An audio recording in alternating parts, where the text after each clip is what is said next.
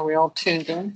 Oh, don't worry. Are we turned on? Because I think it's him. Yeah. But he doesn't want us to ask it that, but I'm gonna ask it anyway because I didn't get a chance. Okay, I'd like to call this meeting of Monday, September 22nd to order. Please rise for reflection and pledge of allegiance. We gather together to make decisions for our community. May we use only our best skills and judgment, keeping our minds and hearts impartial. Let us always act in accordance with what is best for our community and our fellow citizens. I pledge allegiance to the flag of the United States of America and to the republic for which it stands, one nation, under God, indivisible, with liberty and justice for all. Roll call. Roll call, please. Council President Nancy Kovac. Here. Council President Dan Fisher. Here. William Oates. Here. David Tyler. Here. Kevin Brandon. Here. Jeremy Hunt. Here. Paul Hawk. Here. Mayor is absent. Eileen O'Malley is absent. Michael Foot. Here. Dennis Maldo. Here. Ken Trigger. Paul Whitmire. Here. And Jason Stanton, our engineer. Thank you. As a public notice, an executive session was held this evening at 6 p.m. for the purpose of collecting information or educating agency members about an issue. Are there any revisions or additions to the agenda?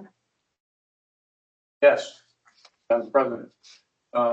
Just a clarification with the borough manager on your report that says a splash pad will be open this Saturday and Sunday from 11 to 7. I'd like to clarify, is that just weather permitting? Or are we guaranteeing it? Madam President, that we left the weather permitting part out, so I would ask we revise the agenda to say weather permitting. So that we will then add that, revise the agenda to Yeah, staff state will, weather permitted. staff will assess during the week, and by Wednesday afternoon, I believe 4 o'clock, we'll do our best to announce, to let folks know so they can. Okay, thank you. This is the public comment section for agenda items only. And do we want to recess right now or after comments? Either way. Well, we'll recess right now to enter a conditional use hearing, enter into a conditional use hearing. It's at 7:05. So we need to make a motion. Yes, motion to move into the meeting. Okay, I need a motion to enter into the conditional use hearing. I'll make a motion. Second. All in favor? All in favor? Aye. Aye. Opposed? Motion carries. Madam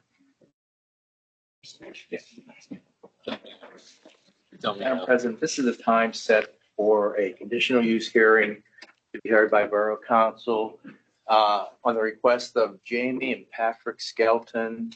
They're requesting approval to use property at 4100 Library Road for personal service, a nail salon. And under the borough zoning ordinance, that is a conditional use. And that goes, a conditional use request like that goes to the Borough Planning Commission and the Borough Council. Borough Council makes the final decision. Planning Commission makes a recommendation.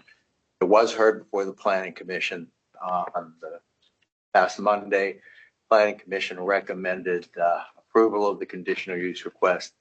Staff has reviewed that request and have certain conditions that they are, and I can go through those once you've had the hearing. It would be appropriate to open a hearing. I see the applicants are here, have them explain to you what it is that they want to do at that location, where the location is. Maybe initially we could ask Paul, the code official, to describe where it's located. As it is in the commercial zoning district, Paul? Yes, it is. It's in the C1 district.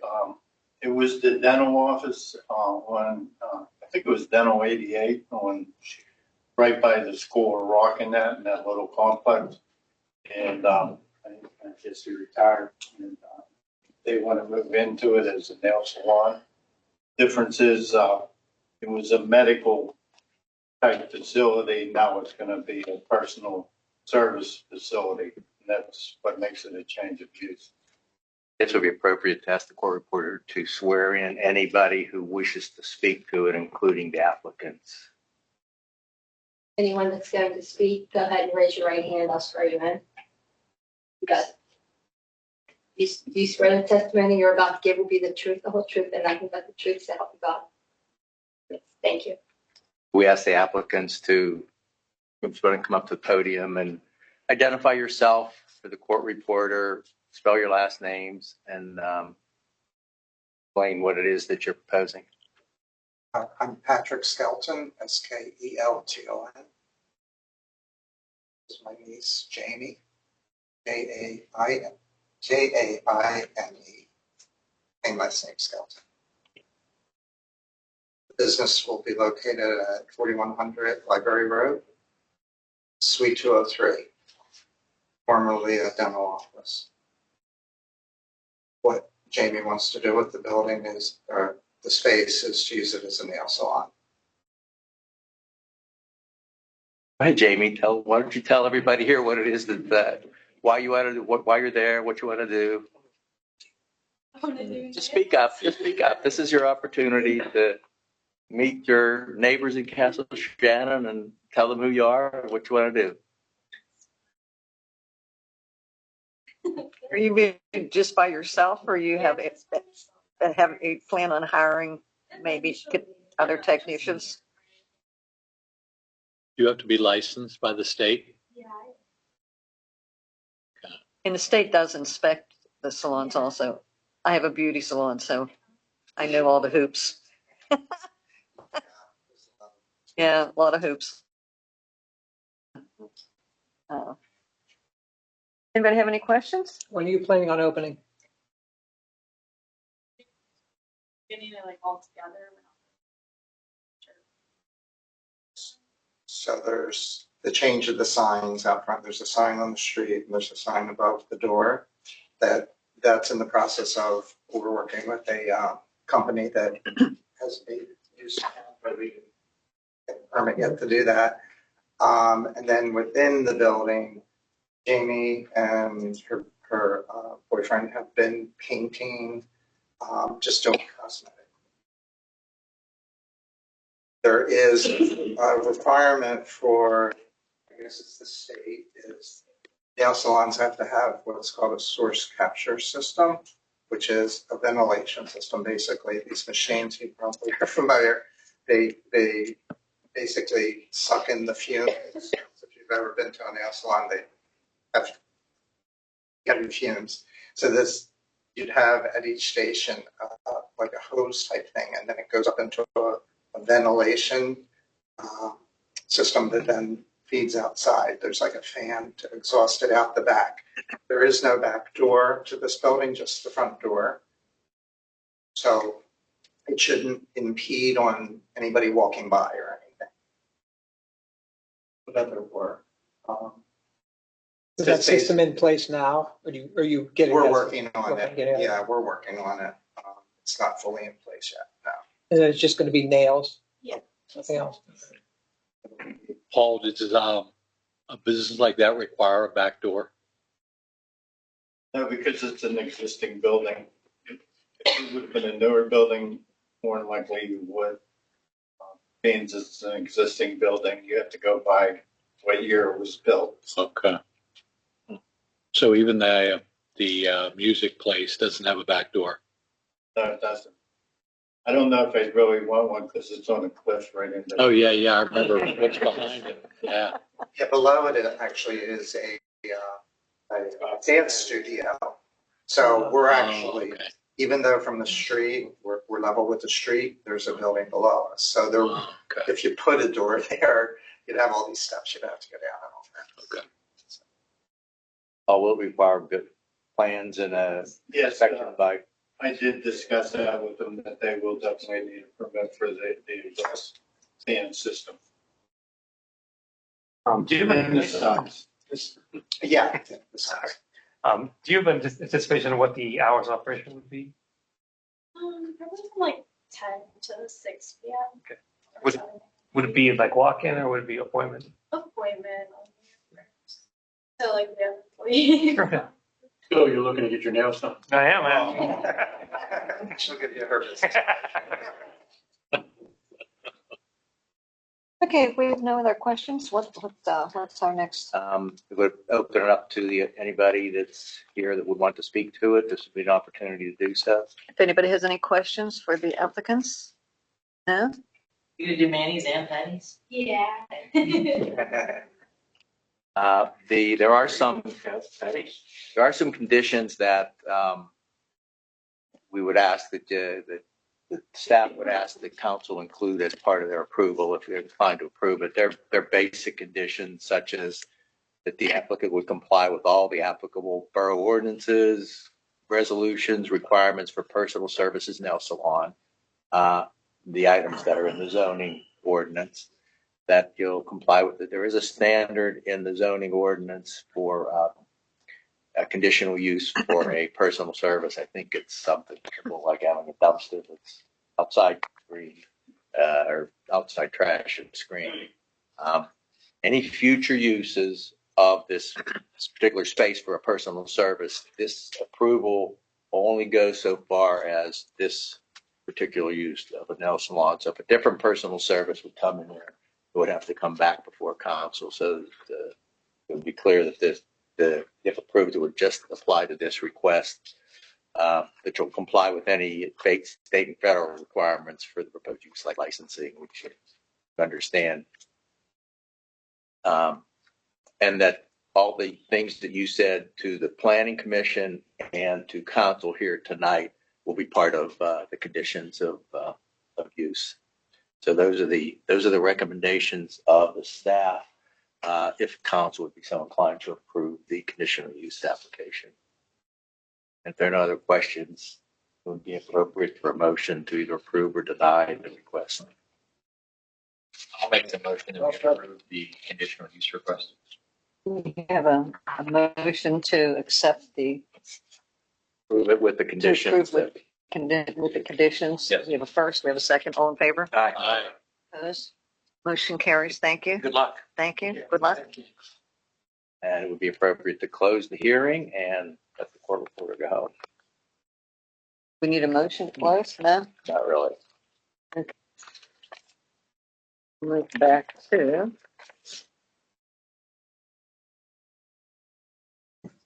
public comment on agenda items. If anyone would like to comment on agenda items, please step to the podium, state your name and address, and there being no one wanting to comment,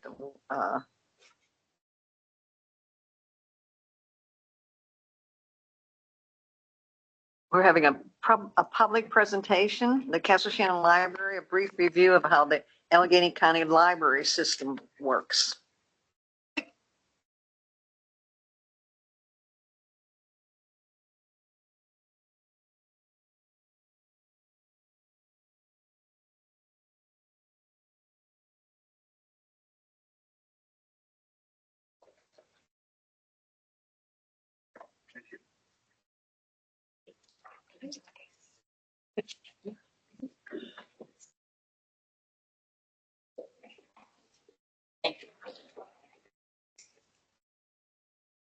You need an assistant to pass those items.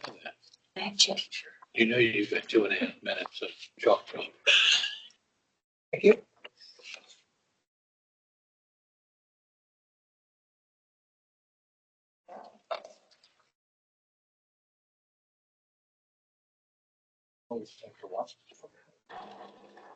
Already are.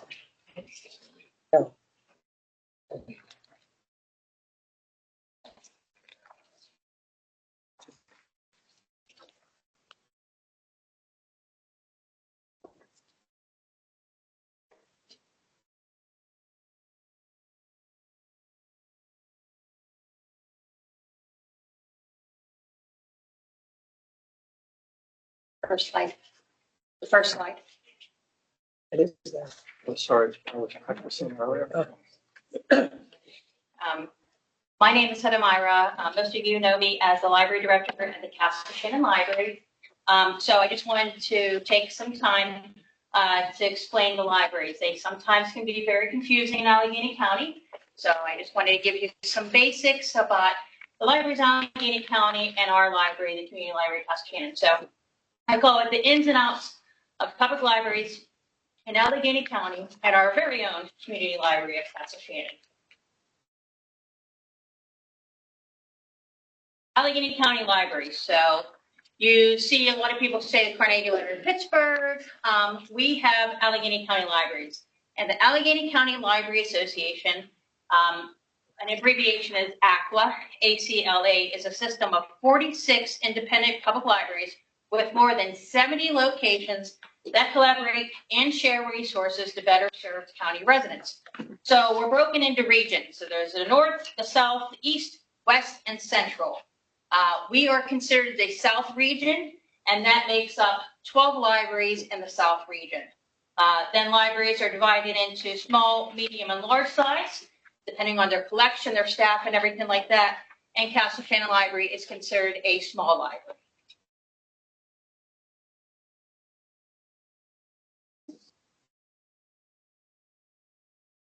Put one back. So I was talking about the Carnegie Library of Pittsburgh. Libraries within the city limits are part of the Carnegie CLP system. So CLP is comprised of the main branch. So that's a big one on Forbes Avenue in Oakland. And then there's 18 other city branch locations, including LAMP. That is the Library Accessible Media for Pennsylvanians. And that is like your library for the blind and physically handicapped, which we have access to. And the Allegheny County Law Library. So myself as being a librarian, if someone comes in and their family member themselves needs materials from LAMP, I can sign off on them. There's an application to fill, and they can be sent in the mail to their home. So they get equipment, materials, everything like that, magazines, books. So it's great to have. And then the Allegheny County Law Library, that's something that ACLA acquired recently. All right, so CLP and its many branches account for one of the 46 member libraries in Allegheny County Library Association. So CLP with its 18 branches is one member of ACLA, and the Castle Shannon Library is one member of ACLA. The other 45 libraries serve Pittsburgh's outlining suburban neighborhoods, including a few libraries with Carnegie in their name, but who are not part of the Carnegie Library system. So you have Carnegie Library of Homestead, the Carnegie Library of Swissvale. They're outside the city limits, but they're still considered. So you're probably wondering, why are there so many public libraries in Allegheny County? It's because ACLA, Allegheny County Library Association, was incorporated in 1994. Everyone, if you are older, you remember Frank Lucchino. So he was a big one for bringing that to everyone's attention. So every library was a standalone facility serving each individual community. Yeah, a blast from the past. Things have changed. So we have one county, Allegheny County. We have one library system, and one library card is all you need. So your library card is good at any public library in Allegheny County. So there's no need to get multiple library cards at each library. One card is good. You actually can apply for cards online, in person. So that's a great thing. Libraries are great mutual supporters, and we share a lot. So we do a universal catalog, which everyone says, do you still have that catalog? They do their little fingers, and I say, yes, but it's all online now. Interlibrary deliveries. So we get deliveries Monday through Friday. That these are materials that are returned at other libraries that belong to us, or materials that people have requested from another library and are delivered to our location. We have professional development and training through ACLA. We have e-resources. That's called our e-library. And we have digital databases. So these resources are available 24/7. So your brick and mortar building of a library might shut down, but the resources, the e-library, digital databases, and the catalog are available 24/7. So we have resources like Ancestry.com, the Post-Gazette, Consumer Reports, Tutor.com, Hoopla, and Libby. So if your local library doesn't have it, we can always check out the other libraries, and you can go and pick them up, or it can be delivered to our library. So we even have a countywide app now. We also share technology. In fact, there is another organization called the Electronic Information Network, EIN. We're great on shortening things. Created solely to provide technology and technology support to county libraries. This is not typical, and we are so lucky. So back in 2021, the EIN network, just our library, saves us $33,670. Now, there's smaller information down there, but some core services that the EIN provides for us: internet, public Wi-Fi, print management. So we have printing at our library. We also have mobile printing available to people. Microsoft 365, that's your Excel, your PowerPoint, your email, and they also provide a service desk for us. So we are very, very lucky. So even though we are all part of the Allegheny County Library Association and we share many things, we are a federated system, meaning each member also remains an independent entity with respect to governance, funding mechanism, and daily operations. So all those locations, those 46 libraries I talked about, they have their own board, they have their own policies, they do their own daily operations. So everyone is different, but we share the Allegheny County Library Association. When it comes to funding, ACLA libraries get money from the state, and all ACLA libraries get money from the Regional Asset District, RAD. And most libraries receive support at the local level, but how that money pie is divided looks very different from library to library. So there are communities out there that do not support the library. There are communities out there that support their library through referendums, through a tax levy like here, our millage based on our real estate. And also, this is why all libraries ask for support from individual donators as well, especially in September with Love Your Library Month.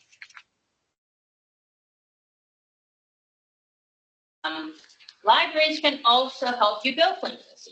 So the Rad Pass I've been talking about, it's been in the news. It's radpass.org. You can get admission into the Carnegie Museum of Natural Art, the Museum of Natural History, Children's Museum, National Aviary, Pittsburgh Zoo and Aquarium. So that's only a few. Then there's some libraries that have these experience kits. Our library is one of them. We pay a membership fee to be a member. You can get free admission to the Heinz History Center, Fort Pitt Museum, and the historic Fort Steuben. But we can also get you things from the library. So there's tools, there's musical instruments, American Girl dolls. We can get you art and craft equipment. If you need a sewing machine, there's libraries that have them. Board games, having an outdoor picnic, renting out the parks. There's outdoor activities that you can check out. Bakeware and cookware. Tools, American Girl dolls, and musical instruments. So it's just not materials, it's things as well. And on the catalog, there is a separate section just for the Library of Things. Libraries play a critical role as self-welcoming spaces for all. More and more libraries are partnering with social workers and social services to better meet the needs of the people. This is something that people don't realize. It is why frontline library staff are underpaid rock stars. So here at Castle Shannon, we're a small library, but even the big libraries, we get to know our patrons.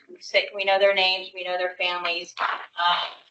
The kids grow up, now bringing back their kids to the library. So that's great to see. They're back in the community, coming back and using it for the kids.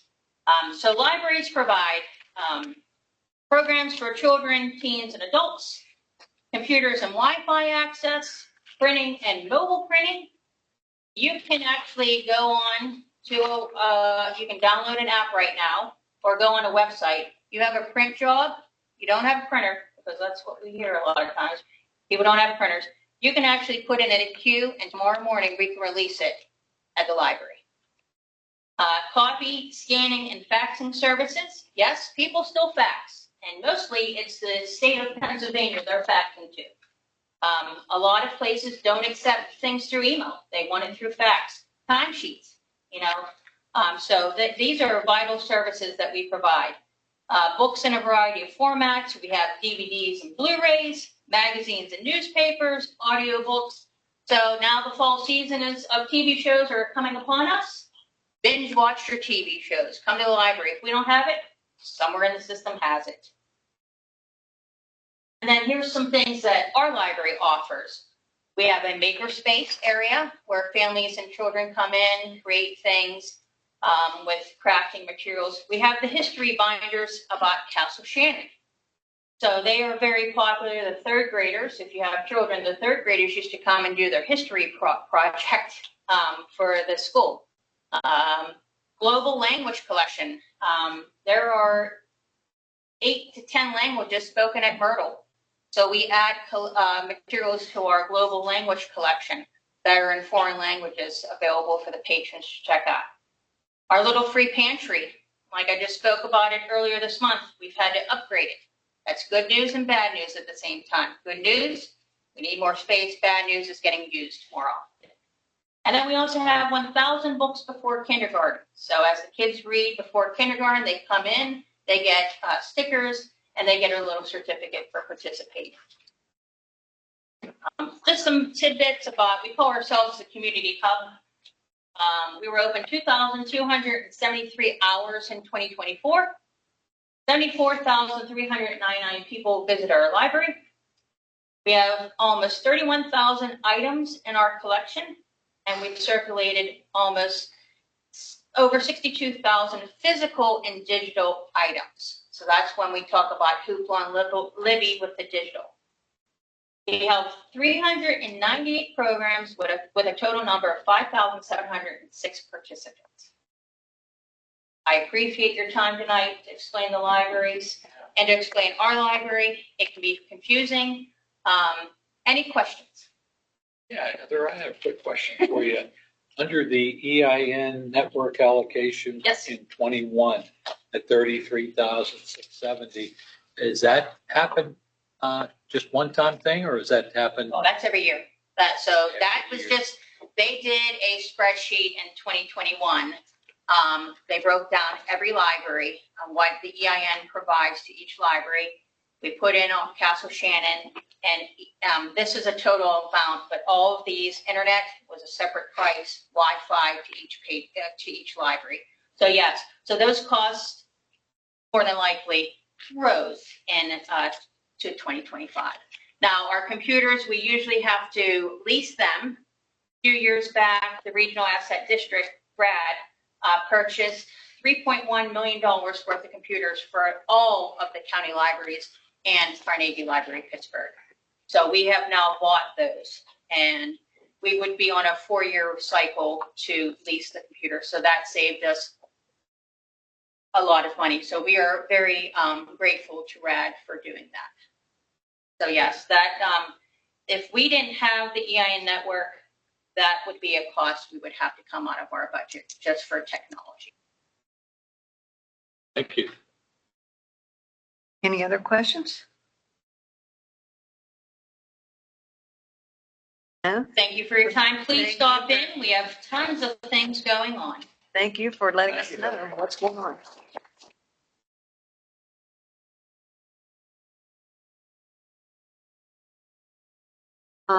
If everyone has had the opportunity to review the minutes from the last meeting of September 8th, if there's no correction or additions, I need a motion to accept those minutes. Make that motion.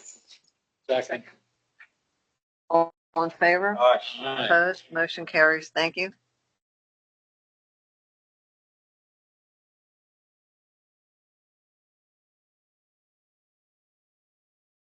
The administration, the minimum municipal obligation, state aid for the borough's pension plans.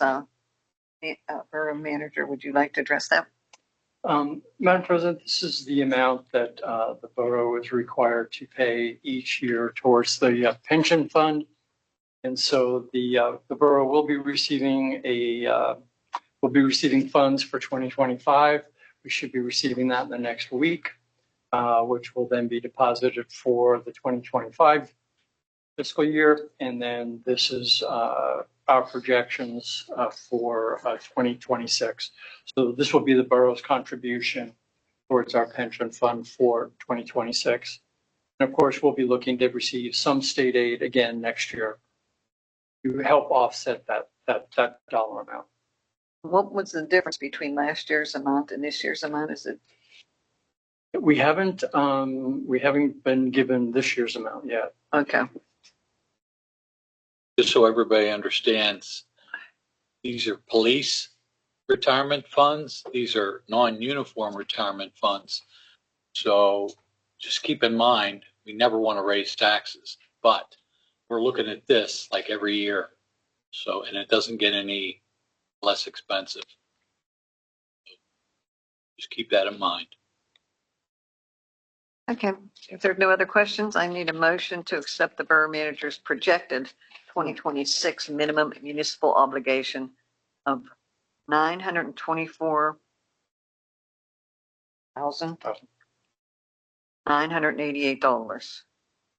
Make the motion. A second. All in favor? Aye. Opposed? Motion carries. Thank you. Do we have any bid awards, contacts, or resolutions? None. Council committee reports, community engagements and events. I have nothing. Finance. Yes, I received 2 check registers since the last meeting. The oldest one is September 12th, and the other one is September 19th. Chief, I just had one quick question that I got to be too late to get a hold of you. Holotech refund, $650. What's a Holotech? Or maybe it's not even you. It's just called a Holotech refund, $650, but it was listed twice. The classic was canceled. Oh, okay. Well, why was it listed twice? Were you sending 2 people? Oh, okay. All right, great. And the downtown redevelopment services for $2,831.25. It mentioned it was for the month of August, project tasks. You know what those tasks were? The specific tasks or what the line item is for? Yeah, Well, downtown redevelopment Right, so services. that's the Viddy's planning project. So that's for the services they provided for that period of time. Oh, your consultant. The borough's consultant that we received a grant to offset those costs. So this Okay. has come out of the grant money then. We will get reimbursed, yes. We are fronting the money, and then when this project is complete, we'll submit for reimbursement. Okay, I'm good then with September 19th check register. The 12th, though, the one item was industrial/commercial elevator, monthly inspection. Where's an elevator? Library, that's what I sort of thought.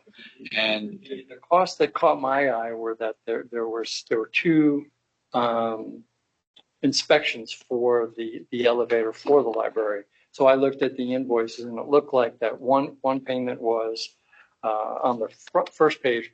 The one payment was for the semi-annual inspection. That's done by the state. I believe the inspections and any repairs were done by our elevator vendor. So there were 2 different entities for 2 different purposes. okay, was it something drastic for $494 for a repair? I believe that was when someone got caught in the elevator and the door broke. The door wasn't opening, so they had to come out and fix some part had come off the door of the elevator. And then with the elevator, we get yearly inspections, and we also get a 3-year inspection as well. Oh, okay, great, thank you. The other one was Clarity Plumbing, building repairs, $640. What building was those repairs done to? It was you? Same repair. And we also will have a jail cell toilet repair. Thank you.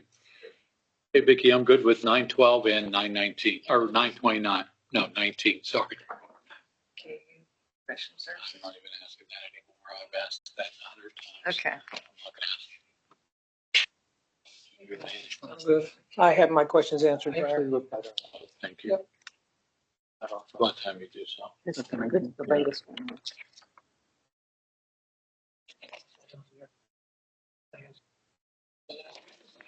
Which page number? That's fine, I'm good.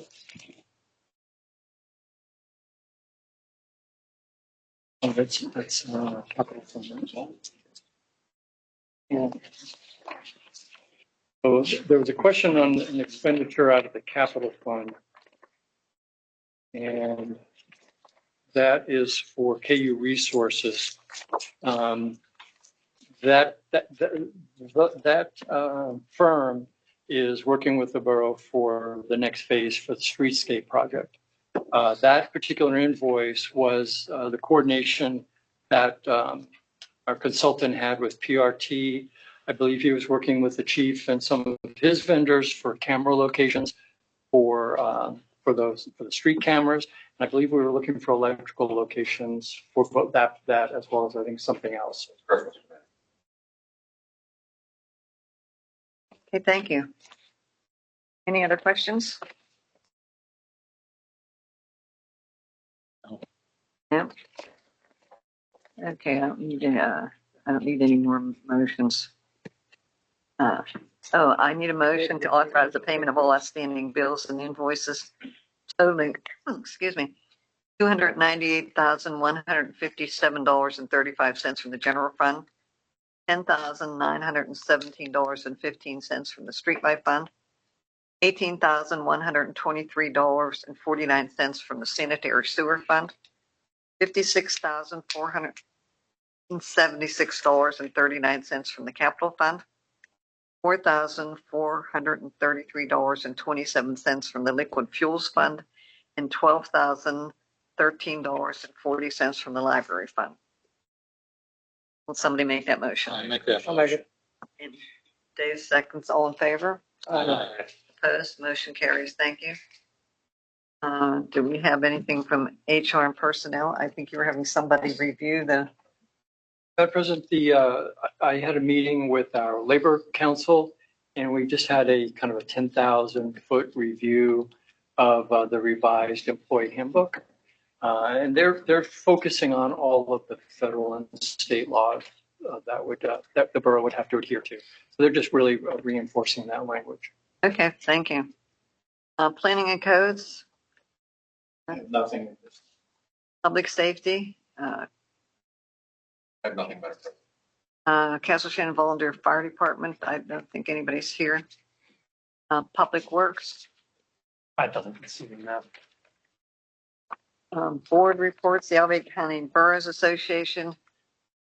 No meeting, but we did receive a thank you note, which I'd like to read. It says, on behalf of the Board of Directors of the Allegheny County Boroughs Association, please accept our gratitude for graciously hosting our recent board meeting at Hamilton Park. The food and refreshments were very much appreciated, and we enjoyed the opportunity to view your new facility. And thank you and council for the hospitality of Allegheny County Board. So we had several members were very, very impressed with the park. So civil service, nothing. Economic development, nothing. Nothing, nope. Library, and we have another library report. You should just stay up there. So I mentioned the Love Your Library. It is wrapping up on September 30th. We have raised over $5,000 towards our goal of $10,000 for patron donations. Donations are accepted in person, by mail, or online. Upcoming restaurant fundraisers. We talked about how we purchase books with those proceeds and we give them out to the community for free. So I mentioned Panera, that's Tuesday, September 30th from 8 a.m. to 8 p.m. That's 20% of the sales will be donated back to us. A new one in October is Texas Roadhouse in Bridgeville on Thursday, October 30th from 11 a.m. to 10 p.m. 10% of the sales will be donated back to us. Some save the dates, but I added a new one. So the Friends of the Library Fall Flea Market is going to be Saturday, October 11th from 9 a.m. to 2 p.m. The Friends do a lot for us. They have 2 book sales a year, 2 flea markets, and several other volunteering opportunities for the community. Our Halloween celebration and parade at the library will be Sunday, October 19th from 1 p.m. to 3 p.m. So you're all invited to attend. I talked about the flu and COVID vaccination clinic. That'll be Thursday, November 20th from 11 a.m. to 1:30 p.m. Walk-ins are welcome, but we also have a link and a QR code to register. So there's spots available that you can register to get your shots at the library.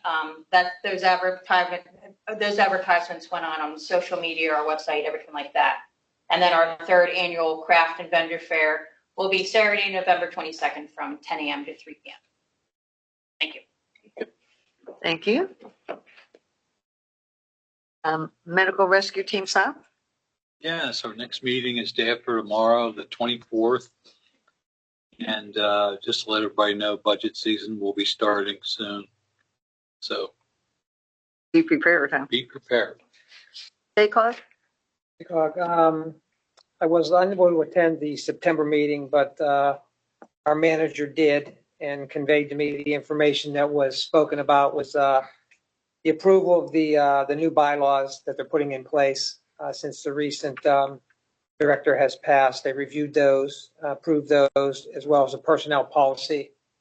The next get-together for SHACOG will be October 16th. That's their annual banquet. That'll be at the South Hills Country Club here on Bronzeville Road. Thank you. Thank you. Allegheny County Southwards Tax Collection? The committee met on September 11th, and they levy assessments every other year.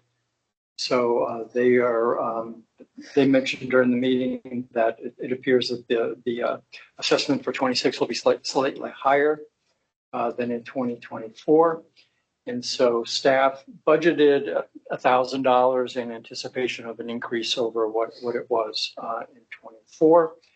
We won't receive the numbers till December, so that's why we put that number in place just to hold us for our budget season. And next meeting will be in March. Okay, thank you. The mayor's not here, so there's no mayor's report. Manager's report with some additional information. Well, Madam President, as we mentioned earlier, weather permitting, we're planning on opening the splash pad again this weekend. This would be the 3rd weekend in a row that we've had it open. I stopped by both Saturday and Sunday of both weekends, and it was well attended. Folks seem to be enjoying themselves. And so our thought is if the weather is nice enough, we ought to at least give our residents another chance to as long as the weather holds. Enjoy a nice weekend. I will mention that I have been talking to a couple of contractors just to start preparing for the winterization of that installation. And so we should have an update for council in the coming weeks on what our plans are for the winterization. 76 and 78 are right now temperatures. That's what I was seeing, and so if the predictions forecast holds, I think we might be able to do that. Water temperature tends to be a little bit higher, and my understanding is it tends to start at an elevated number, like in the 80+ degree range, and then over the course of the day it then tends to lower. But the water is definitely warm. Okay, like bath water. If you had any trouble getting somebody to be there representing the borough, we've elected to use some overtime to allow for our public works staff that have taken advantage of that overtime. Unfortunately, it's been really difficult since we missed the season where we had all our seasonals return to school, and so we've been fortunate that public works has stepped up and we had folks accept that overtime request. And we basically had a mild winter year prior, so we didn't spend as much in overtime that had been projected. So I think we're in good shape. Anything else? That's all I have. Thank you. Solicitors report? I have nothing. Eileen's not here for the real estate tax. Public comment on non-agenda items.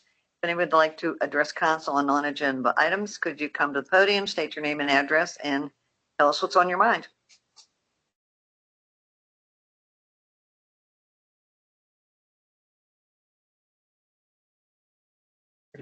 Hello, No.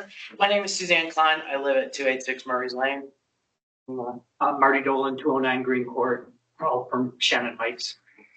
Yeah, we're actually here. I'm the president of our HOA, and we're here seeking help. We have 2 problem properties. We've reached out on a couple of occasions. One of them, excuse me, is 289 Murray's Lane. I don't know if anybody's familiar with this, but the building is condemned. It's a train wreck. A hoarder has lived there since I've lived in the neighborhood for 13 years. Nobody's been living there for a while. And February 19th of 2024, the place was vacant. The woman's not living there anymore. There was a water main break. The police were there. The fire department was there. All the utility companies came, shut everything off. I mean, it's a nightmare. We're going through the court process right now to foreclose on it. She's trying to forestall it, saying we're going to clean it up. Well, it's been since February of 24. They've done nothing. And on top of that, her car is sitting in the driveway. The car was last inspected February of 2019. It has flat tires and it is full of garbage. It's just a hoarded mess. Like, I know part of the ordinance is vehicles have to be in working order. Clearly that's not. Why can't we get that towed? We've asked numerous times, and it's a problem. Is it in the street or the private driveway? It's in the driveway, but it's not private because it's all owned by the HOA. So Yeah, but, outside.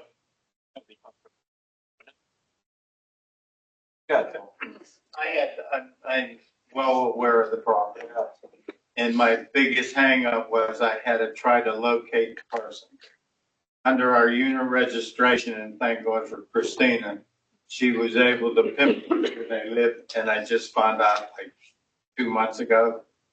And I've been talking to them, and I'm getting the same answers they're getting. They want to clean it up, but now that I know where she is, I can do something with the car right away. The house becomes a little more of a project, and I do know that there's no utilities on. Yeah. So we can have the car towed. I'm working on to get that done, because now I know where they're living and so forth.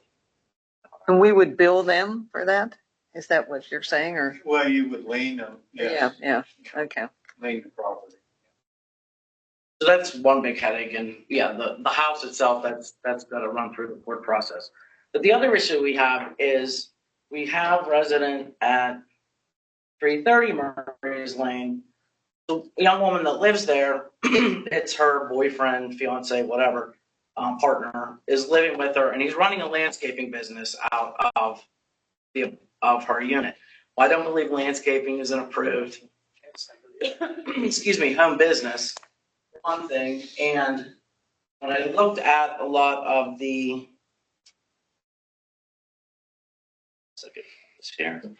when I looked at a lot of the zoning rules, like one says the business shall employ no employees other than members residing in the dwelling. Well, he lives there because he's living with her supposedly, but he also has employees that come and go. No on-site parking of commercially identified vehicles is permitted. We're not absolutely sure if the trailer that he parks in the driveway is commercially registered because he backs it in all the time. The business activity may not generate any solid waste or sewage discharge in volumes or type, blah, blah, blah.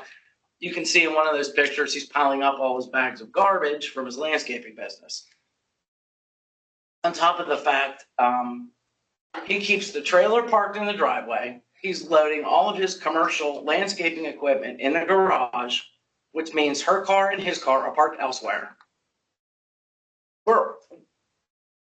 As the HOA, we're very concerned about this type of operation. I don't know if all of you know, probably it was at late 2022, 23, we had 2 fires in units in Shannon Heights. And our insurance company wanted to cancel us. So it's a blanket policy. So we're kind of on thin ice, and we're kind of really concerned about the type of operation that's happening there. Excuse me.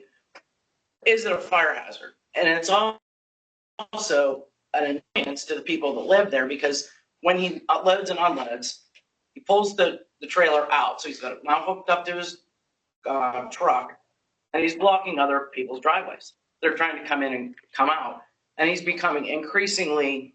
Yeah, I'll interject really quick. There's the one picture that's showing that has the silver car, and that is one of the residents trying to egress their driveway, and they can't because he's parked the trailer and the truck.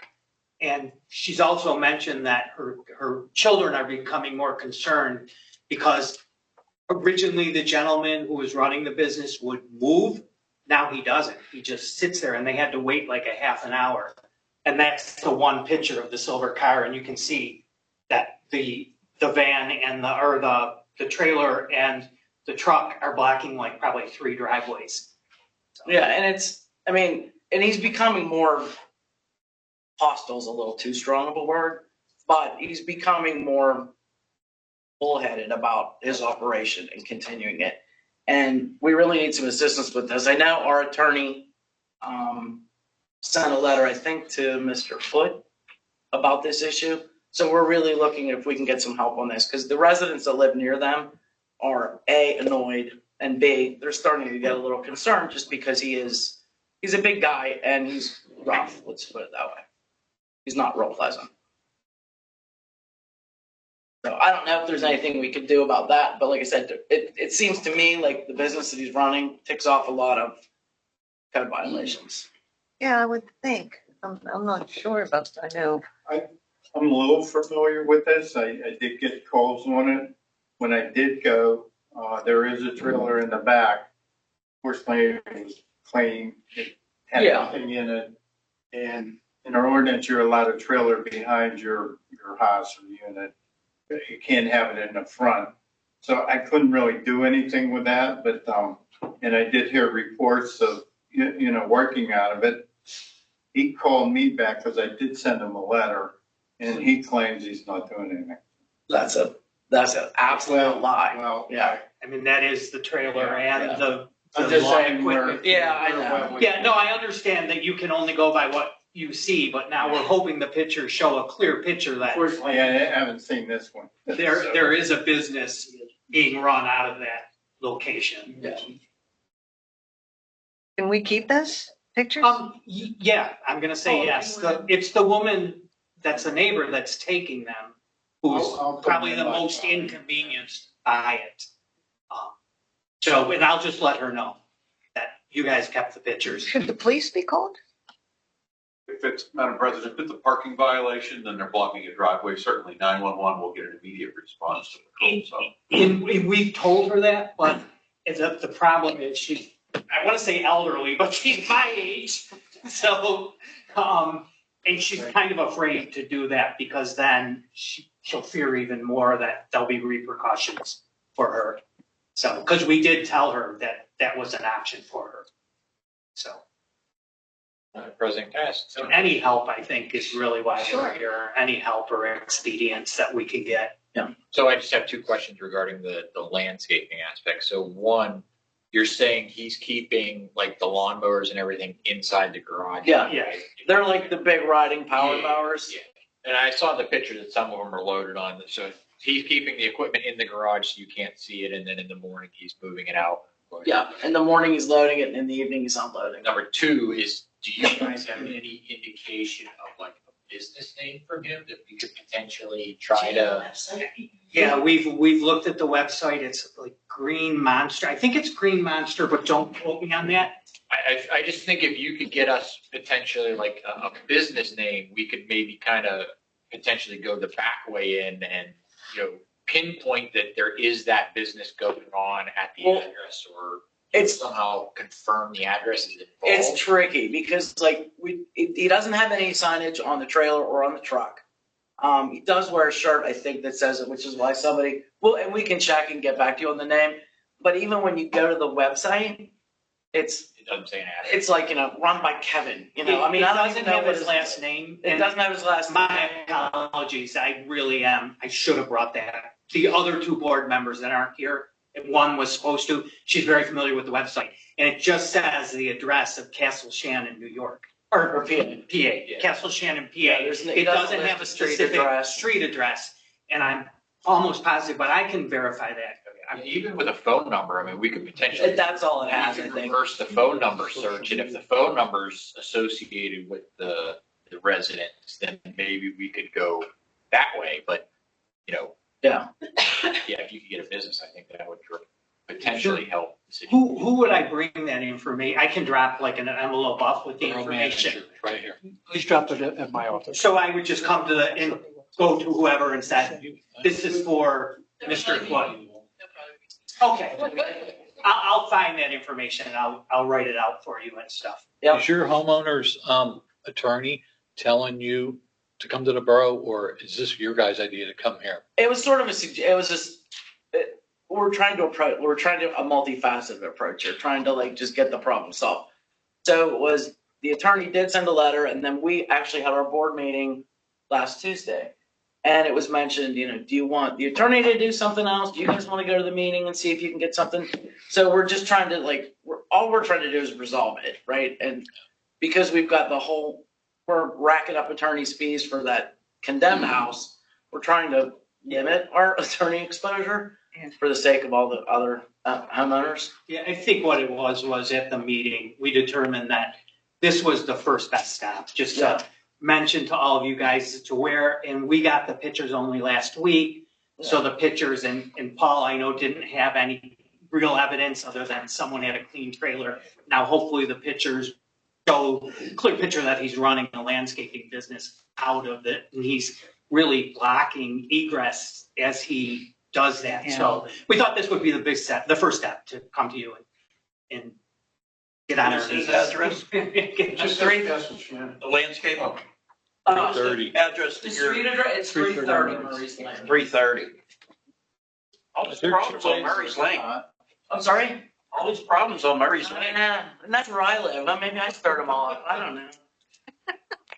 There'd be like a set time, he leaves in the morning and lets them operate. Do you know? Yeah, it used to be pretty early because that was another problem with the noise of starting up the lawnmower, the riding lawnmower, beating up was waking up some of the neighbors and stuff. But I know I've been doing a lot of walking and I see him putting the trailer and it's usually around 11:30ish now because I think grass is not really needing to be cut and stuff, so it's later. Yeah, it's pretty dead. Yeah. So does anybody else have any questions? I You can guys get into other County things. website to see what the title is on that property? What the title is on the Yeah, property? who's it on, whose name is? I know who owns it. Oh, you do know who- Yeah, it's Melissa Dreschler. Okay, so it's under somebody else's. Yeah. Okay. Like I said, it's either her boyfriend, fiance, her partner of some sort. Are there two ways out of that back underneath the deck? The driveway? The driveway. Yes. Yeah. Yeah, you can exit out onto Saxon Wald or up to Murray's. Okay, so he's directly facing his garage door with the thing sticking out, the trailer sticking out. Can people get by? Well, he's not People can doing get- that. Because what he does is I think he backs the truck in, hooks up the trailer, pulls it out. So it's now across multiple driveways. Oh, So he okay. can load it up.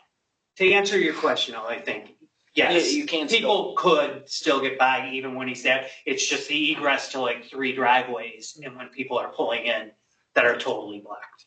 I get you. So what do they do with their truck and their car? They park it in the visitor space that they're not supposed to be parking in unless they pay us for it, which they're not doing either. Do they have stickers that have to be on the windows that says that they're, No, for the HOA, if you reserve an additional parking space, they put up a specific sign I that think, says it's reserved for that unit. And we gave them that option, I think back in, we sent them the letter at the beginning of May, and they basically didn't even respond. So You have a tow. that we're getting a sign now saying, if you park here, you're gonna have to. Yeah. We're putting, right, the sign's gonna say visitor parking only, violators will be towed in. Our manager said we have to put the name of the towing company in the number is a requirement. So we're hopefully within 2 weeks, that'll be complete. Yeah, I mean, the parking thing is like a bit of a hassle, but the bigger concern is like the issue that it's causing for residents not being able to get in and out of the driveway when they need to go places when he's unloading or So loading. she's parking the visitors thing overnight. Yeah, both he and his This is girlfriend. Well, no, the trailer parks In the in garage. the driveway. Or I'm The, sorry, the equipment's on the garage, his trailer's in the driveway, and they park into visitors. because there's no spot to park. Exactly. Trailers. Yeah. So that's our story. Well, thank you. We'll Thank you very much. Thank you very much for your time. on some helpful suggestions for, is there anyone else that would like to address council for? Yeah. Sure, since you've missed me. I have missed you.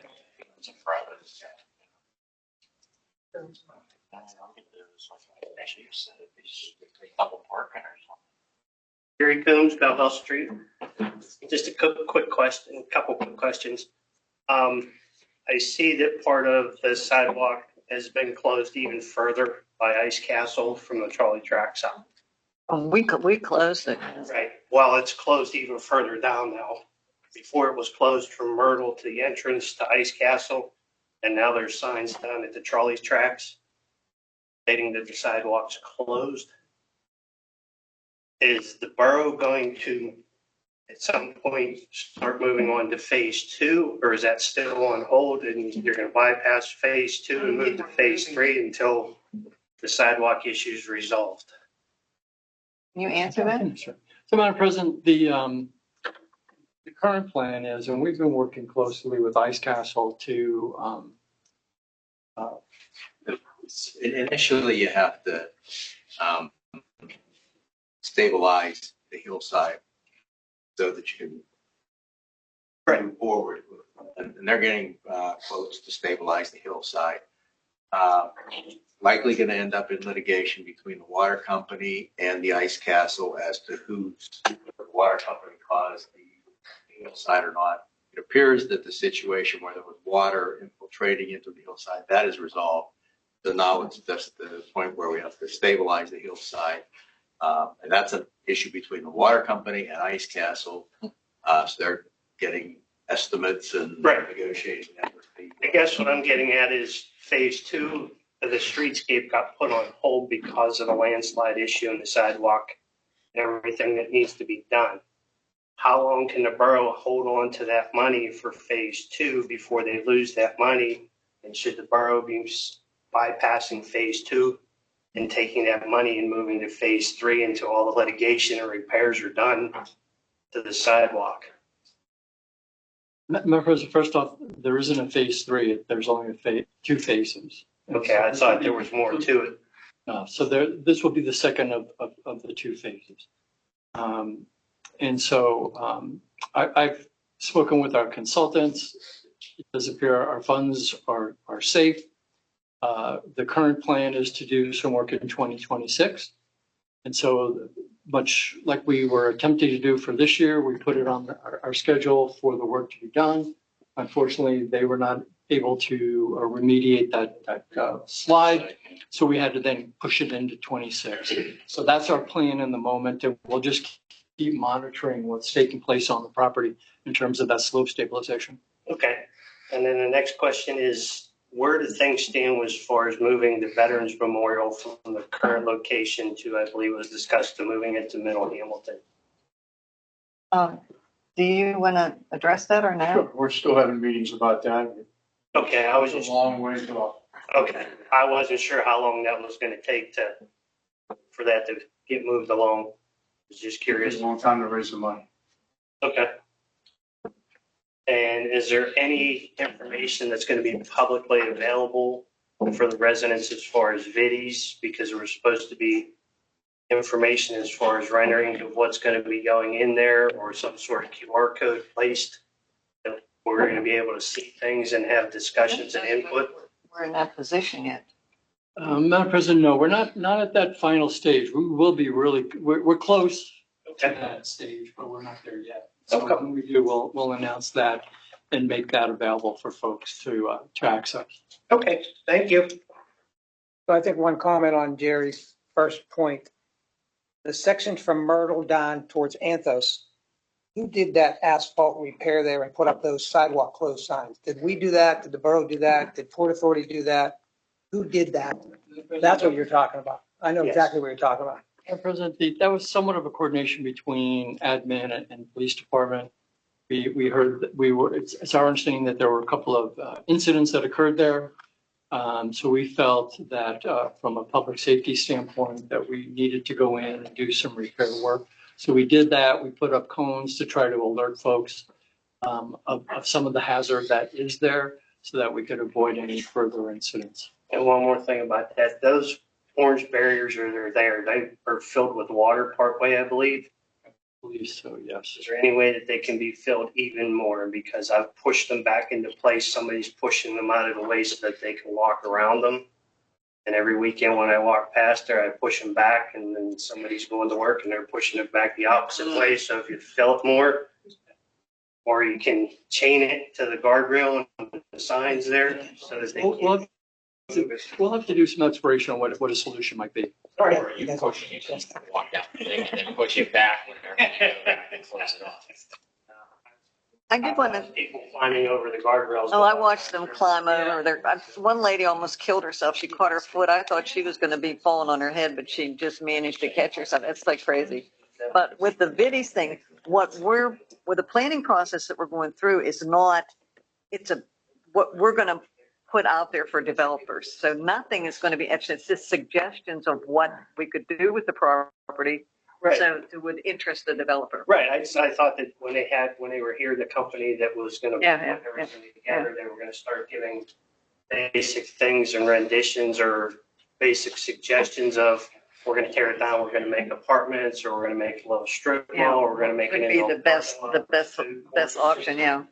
outlets for food vehicles and everything else. You know, of course, it all keys on finding someone that wants to invest in it, and which remains to be seen. All right. So, thank you. Thank you. Any other comments on non-agenda items? Any old business? Any new business? I need a motion to adjourn. 8:10. I'll make that motion. All in favor? Aye. Opposed? Motion carries. Thank you all.